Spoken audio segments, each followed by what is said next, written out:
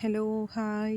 ഇന്ന് നമ്മൾ കാണിക്കുന്നത് സീറോ കോസ്റ്റിൽ ചെയ്യാൻ പറ്റുന്ന ഒരു 3 വളങ്ങളാണ് നമ്മൾ കാണിക്കാൻ പോകുന്നത്. അതിനാവശ്യമായിട്ടുള്ളത് നമുക്കൊരു പ്ലാസ്റ്റിക്കിൻ്റെ ഒരു കുപ്പി, ഇതിൻ്റെ ഈ ഭാഗത്ത് ഇതേ കണക്ക് ഇത് വിട്ടു പോകാതെ ഇങ്ങനെ ഈ കാണിച്ചിരിക്കുന്ന കണക്ക് തന്നെ കട്ട് ചെയ്തെടുക്കുക. അടിയിലായിട്ട് ഇത് കണക്ക് 2-3 ഹോൾസ് ഇവിടെയൊക്കെ ഇട്ടിരിക്കുന്ന കണക്ക് ഹോൾസുകൾ ഇട്ട് കൊടുക്കുക.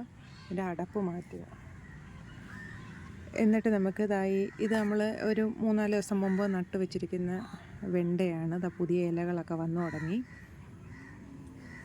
ഇനി ആദ്യത്തെ സ്റ്റെപ്പ് വളം നമുക്ക് കൊടുക്കേണ്ട സമയമായി വരുന്നുണ്ട്. അപ്പം അത് ചെയ്യാനായിട്ട് നമുക്ക് നടുക്കൊരു കുഴി കുഴിച്ച് അതിലേക്ക് ഈ ഒരു ബോട്ടിൽ നമുക്ക് ഇറക്കി കൊടുക്കാം. ഇറക്കി അതിനെ നമുക്കവിടെ ഉറപ്പിച്ച് വെച്ചേക്കാം. വെച്ചിട്ട് നമ്മുടെ കിച്ചൺ വേസ്റ്റ് ഇതാണ്ടേ എന്തുമായിരിക്കാം, നമുക്ക് ഉള്ളിത്തൊലിയോ പച്ചക്കറിയുടെ വേസ്റ്റുകൾ, പഴത്തൊലിയൊക്കെ കട്ട് ചെയ്തിട്ട് കൊടുക്കുന്നത് വളരെ നല്ലതാണ്. പെട്ടെന്ന് കമ്പോസ്റ്റ് ആകാൻ സഹായിക്കും. നമുക്കിത് കുറേശ്ശെയായിട്ട് ഇതിനകത്തേക്ക് ഇട്ട് കൊടുക്കാം.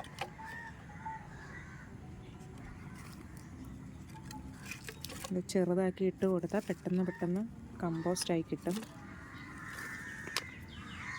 ഇത് നിറച്ച് ഇട്ട് കൊടുത്തിട്ട് വെള്ളം ഒഴിച്ചു കൊടുക്കണം.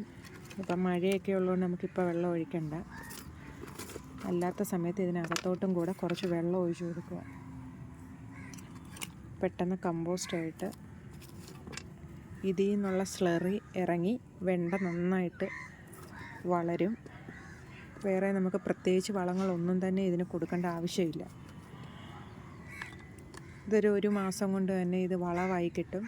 അത് നമുക്ക് അടുത്ത കൃഷിക്ക് ചെടിയുടെ മൂട്ടിലിട്ട് കൊടുക്കുകയോ മണ്ണുമായിട്ട് മിക്സ് ചെയ്ത് എടുക്കുകയോ എങ്ങനെ വേണമെങ്കിലും നമുക്ക് ചെയ്യാം.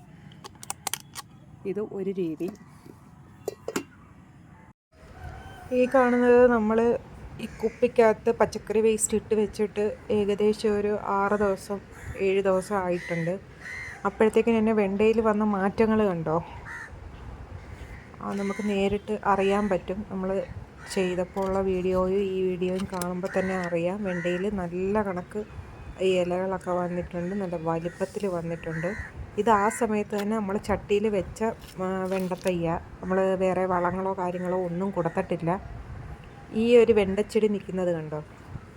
ആരോഗ്യമില്ലാത്ത കണക്കാണ് ഇത് നിൽക്കുന്നത്. പക്ഷെ നമ്മൾ മറ്റേത് നല്ല ആരോഗ്യമുള്ള കണക്കാണ് നിൽക്കുന്നത്, കണ്ടില്ലേ? അപ്പോൾ അത്രത്തോളം എഫക്റ്റീവാണ് ഇങ്ങനെയുള്ള കമ്പോസ്റ്റിംഗ് രീതികൾ. വളരെ സിമ്പിളാണ്, എല്ലാവരും ചെയ്ത് നോക്കണം. രണ്ടാമത്തെ രീതി എന്ന് പറയുന്നത് തേയിലക്കൊന്താണ്. നമ്മൾ ചായക്കും തേയില വെള്ളത്തിനും ഒക്കെ എടുക്കുന്ന ബാലൻസ് വരുന്ന തേയിലക്കൊന്ത് കഴുകി വൃത്തിയാക്കി നമ്മൾ വെച്ചിരിക്കുന്നതാണ്. അതിനകത്ത് പഞ്ചസാരയുടെ അംശങ്ങളോ കാര്യങ്ങളോ ഉണ്ടാകാൻ പാടില്ല. നന്നായിട്ട് കഴുകി ഉണക്കി വയ്ക്കാം, അല്ലാതെ ഒരു ഡപ്പിക്കകത്ത് നമുക്ക് ഇട്ട് വയ്ക്കാം. ഇത് നല്ലൊരു നൈട്രജൻ വളമാണ്. കുറച്ച് വലുതായി കായ്കളൊക്കെ വരാറായ ചെടിയുടെ മൂട്ടിൽ വേണം ഇത് ഇട്ട് കൊടുക്കാൻ. പൂക്കാനും കായ്ക്കാനും ഒക്കെ വളരെ നല്ലതാണ്. നമുക്കൊരു പേരയുടെ മൂട്ടിലാണ് നമ്മളിപ്പോൾ ഈ ഇട്ട് കൊടുക്കുന്നത്. അതൊന്ന് ഇളക്കി കൊടുക്കാം. മണ്ണൊന്ന് ഇളക്കി കൊടുക്കുന്നത് പെട്ടെന്ന് വേരുകൾക്കൊക്കെ ആ ഒരു വളം പിടിച്ചെടുക്കാൻ വേണ്ടിയിട്ടുള്ള ഒരിതിന് വേണ്ടിയിട്ടാണ് നമ്മൾ അത് മണ്ണൊക്കെ ഒന്ന് ഇളക്കി കൊടുക്കുന്നത്. വേരൊന്നും പൊട്ടിപ്പോകാതെ പതുക്കെ നമുക്കതൊന്ന് ഇളക്കി ചേർത്ത് വെള്ളം ഒഴിച്ച് കൊടുക്കാവുന്നതാണ്. നല്ലൊരു വളമാണ്, നമുക്ക് വീട്ടിൽ തന്നെ ഉള്ളതാണ്. പുറത്തുനിന്നൊന്നും മേടിക്കാൻ നിൽക്കണ്ട. നമ്മൾ യൂസ് ചെയ്യുന്നതിൻ്റെ ബാക്കി വരുന്നത് നമ്മളെടുത്ത് വളമാക്കി ഉപയോഗിക്കുന്നു. മൂന്നാമത്തെ രീതി എന്ന് പറയുന്നത് മീനിൻ്റെ വേസ്റ്റും തലയും ഒക്കെയാണ്.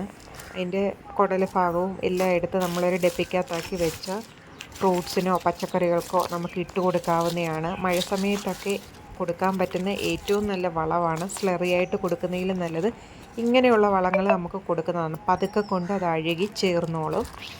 ഞാൻ ഇതൊരു ഡ്രമ്മിൽ നട്ടിരിക്കുന്ന സപ്പോർട്ടൊക്കെയാണ് കൊടുക്കുന്നത്. അതിൻ്റെ കടഭാഗത്തോട് ചേർത്ത് കൊടുക്കരുത്. നമ്മൾ ആ ഡ്രമ്മിനോട് ചേർത്തുള്ള മണ്ണ് കുഴിച്ച് താത്ത് അതിൻ്റെ മൂട്ടിലായിട്ട് വേണം ഇട്ട് കൊടുക്കാനായിട്ട്. എന്നിട്ട് മണ്ണിട്ട് മൂടി അങ്ങ് വെച്ചേക്കാം. അപ്പോൾ കാക്കയോ പൂച്ചയോ ഒന്നും കയറത്തില്ല.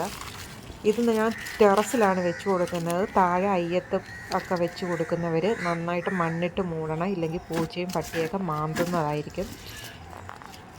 ഇത് ഒരു ബേറാപ്പിളാണ്. നമ്മൾ ബാക്കിയുള്ള ആ ഒരു മീനിൻ്റെ വേസ്റ്റ് ഈ ബേറാപ്പിളിന് നമ്മൾ കൊടുക്കും. ഇതൊരു ഗ്രോ ബാഗിനകത്താണ് നമ്മൾ വെച്ച് കൊടുത്തിരിക്കുന്നത്. ബേറാപ്പിൾ നടുന്നത് നമ്മുടെ ചാനലിൽ കിടപ്പുണ്ട്, കാണാത്തവരൊന്ന് കണ്ടു നോക്കൂ. നിങ്ങൾക്ക് ഇഷ്ടപ്പെടുവാണെങ്കിൽ ലൈക്ക് ചെയ്യുക, ഷെയർ ചെയ്യുക, സബ്സ്ക്രൈബ് ചെയ്യുക. നമ്മൾ സീറോ കോസ്റ്റ് ചെയ്യാൻ പറ്റുന്ന 3 വളങ്ങളാണ് ഇപ്പോൾ കാണിച്ചിരിക്കുന്നത്. മഴ സമയത്തൊക്കെ കൊടുക്കാൻ പറ്റുന്ന ഏറ്റവും നല്ല വളമാണ്. സ്ലറിയായിട്ട് കൊടുക്കുന്നതിലും നല്ലത് ഇങ്ങനെയുള്ള വളങ്ങൾ കൊടുക്കുന്നതാണ്.